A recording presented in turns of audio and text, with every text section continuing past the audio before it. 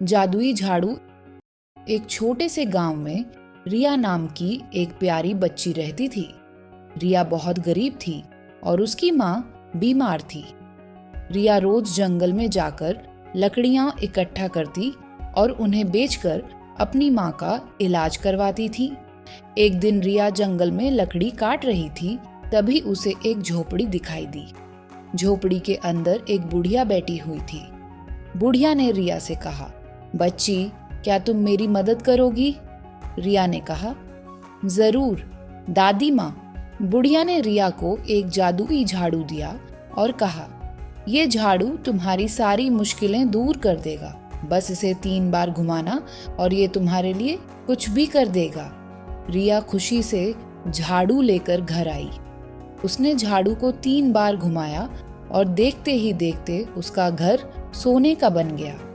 रिया ने झाड़ू से अपनी माँ का इलाज करवाया और वे दोनों खुशी से रहने लगी। एक दिन गांव के जमींदार ने रिया के सोने के घर के बारे में सुना। वह लालची था और उसने रिया से झाड़ू छीनने की योजना बनाई।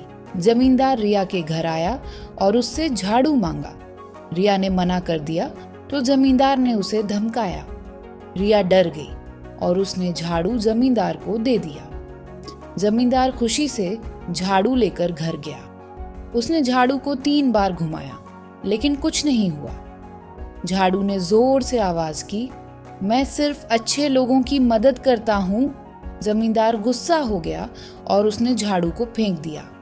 झाड़ू उड़ गया और रिया के पास वापस आ गया। रिया ने झाड़ू को फिर से 3 बार घुमाया और जमींदार का घर गायब हो गया।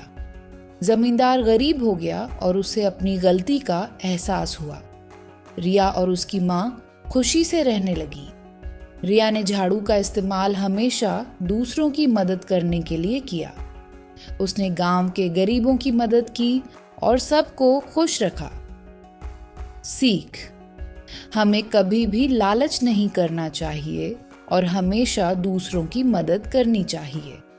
जो लोग अच्छे होते हैं, उनकी हमेशा मदद होती है।